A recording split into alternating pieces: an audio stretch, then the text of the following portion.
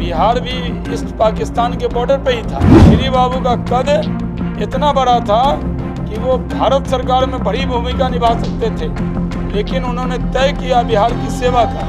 बिहार के प्रथम प्रधानमंत्री रहे। एक वक्त था जब बिहार के प्रधानमंत्री हुआ करते थे, बिहार में भी प्रधानमंत्री हुआ करते थे या फिर राज्य में भी प्रधानमंत्री हुआ करते थे। यह बात सुनकर आप चौंक रहे होंगे। बता दें आपको कि चौंकिए मत। एक वक्त था जब बिहार के भी प्रधानमंत्री हुआ करते थे आज़ादी से पहले। बता दें आपको कि जब आज़ाद बिहार नहीं हुआ था, देश आज़ाद जब नहीं हुआ था, तब तमाम अनेक राज्यों में जो है प्रधानमंत्री हुआ करते थे। बता दें आपको कि 1 अप्रैल 1937 को मोहम्मद यूनुस ने बिहार के प्रधानमंत्री पद की जिम्मेदारी संभाली। उन्होंने इस पद पर 19 जुलाई 1937 तक काम किया। उन्होंने कुल 109 दिन तक इस पद पर काम किया और वहीं उन्होंने लगातार जो है कार्य किया करीब 109 दिन तक। बता दें आपको कि उनके ठीक बाद कांग्रेस के श्री कृष्ण बाबू जो हैं वो बिहार के प्रधानमंत्री बने और उन्होंने जिम्मेदारी संभाली। 20 जुलाई को 1937 को वे बिहार के प्रधानमंत्री बने और वे 31 अक्टूबर 1939 तक इस पद पर रहे। इस पद पर उनका पहला कार्यकाल जो है 2 साल तक रहा और वहीं 104 दिनों का जो है रहा यह कार्यकाल। बता दें आपको कि आजादी से ठीक पहले 23 मार्च 1946 को भी श्री कृष्ण बाबू जो हैं इस पद की शपथ ली उन्होंने और वहीं स्वतंत्र भारत में भारत का अपना संविधान बना और 1950 में जो है वो पहली बार चुनाव में जो है वो जीते। और वहीं बता दें आपको कि प्रांतों में बनने वाली सरकार के मुखिया को मुख्यमंत्री का पदनाम दिया गया। बता दें आपको कि 1950 के चुनाव में भी कांग्रेस को जीत हासिल हुई और जो श्री कृष्ण बाबू हैं वो बिहार के मुख्यमंत्री बने। बता दें आपको कि मुख्यमंत्री से पहले, आजादी से पहले बिहार के कभी प्रधानमंत्री भी हुआ करते थे। बता दें आपको कि एक वक्त था जब प्रधानमंत्री बिहार के हुआ करते थे या फिर राज्य के प्रधानमंत्री हुआ करते थे।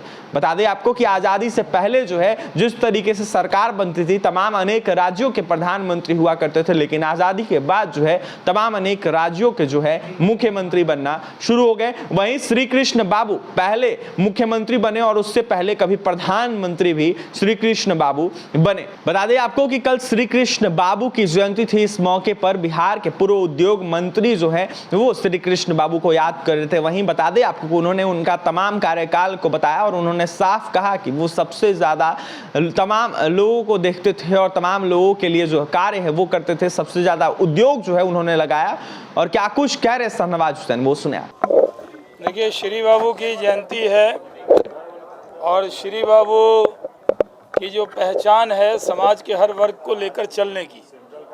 आज बिहार में श्री बाबू की जयंती तो खास करके अल्पसंख्यक समाज को मनानी चाहिए। अगर श्री बाबू न होते तो इतनी बड़ी तादाद में अल्पसंख्यक यहाँ नहीं होते। पंजाब में पूरे अल्पसंख्यक पाकिस्तान चले गए, सिर्फ मलेरकोटला में बच गए।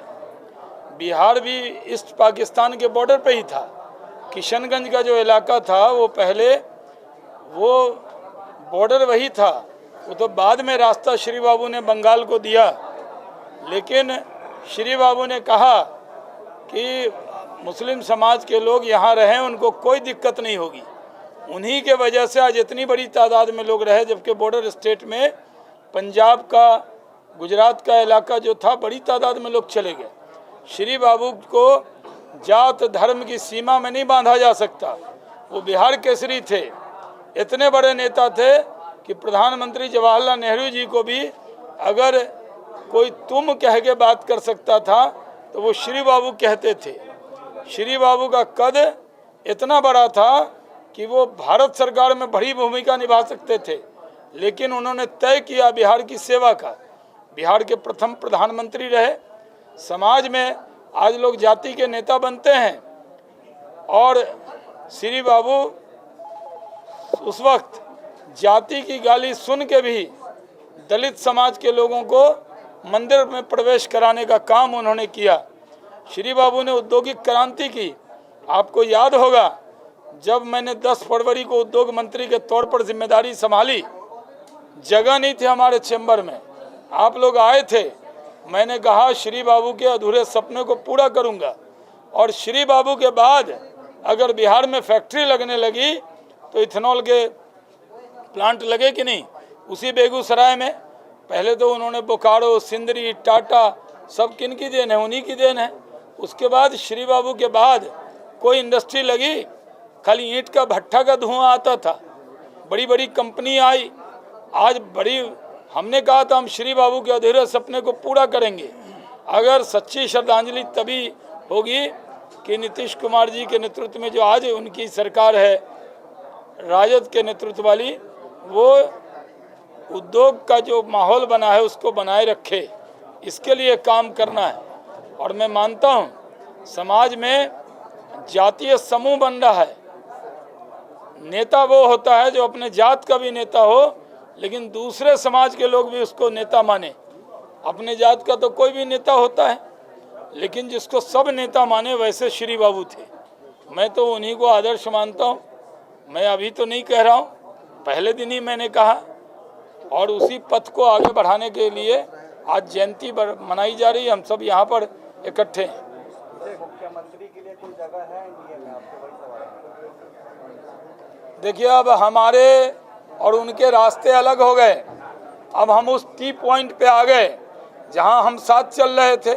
हम लोगों के नेतृत्व में नड्डा जी ने, अमित शाह जी ने, सब ने कहा था कि 25 तक वो मुख्यमंत्री हैं। वो खुद छोड़ कर गए। हम लोग तो बड़ी वफादारी से साथ में थे। वो जो चाहते थे वो करते थे, हम लोग साथ देते थे। तो एक शायर ने कहा, हम बावफा थे इसलिए नज़रों से गिर गए, शायद उन्हें तलाश किसी बेवफा की थी। तो जिन्होंने उनको गालियां दी, जिन्होंने भद्दी भद्दी बातें कही, जिन्होंने विधानसभा में अपमानित किया, उनके साथ वो गए हैं। हम लोगों ने तो बहुत इज्जत दी थी। और कहीं से भी संख्या बल हमारी ज़्यादा भी हो, हमने तो कहा था हम आपको साथ में लेकर चलेंगे, लेकिन वो खुद गए हैं। अब ये रास्ता नहीं मिल सकता। अब वो उजाले को छोड़कर लालटेन की रोशनी में गए हैं, तो उधर ही उनको जाना है। इसलिए जब वो भी कह रहे हैं कि नहीं मिलेंगे, और हम लोगों ने तो तैयारी शुरू कर दी है मिशन 40, 40 की 40 लोकसभा जीतनी है, उसी पे काम करना है। उसी काम में हम सब लगे हैं। आरसीपी सिंह भी लगातार कैंपेनिंग कर रहे हैं, क्या भाजपा का साथ उन्हें मिलेगा? हम सब लोग कैंपेनिंग कर रहे हैं। उधर झाजी कर रहे हैं, सिद्धार्थ शंभू कर रहे हैं, सचिदा बाबू अपना कर रहे हैं, विजय बाबू कर रहे हैं।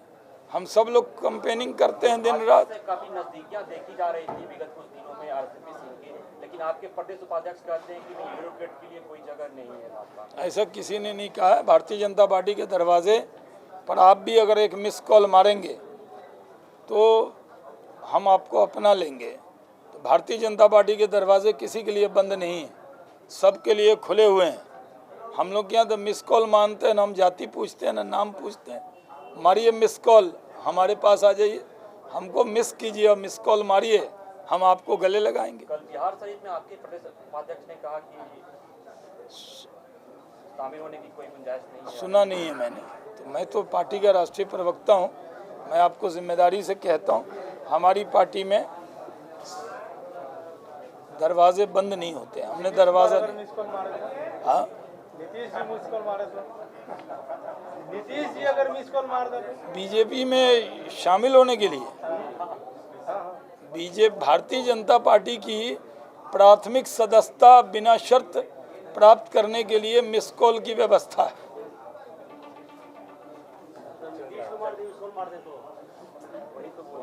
मैंने तो जवाब दे दिया, एक ही जवाब को 20 बार बोलेंगे।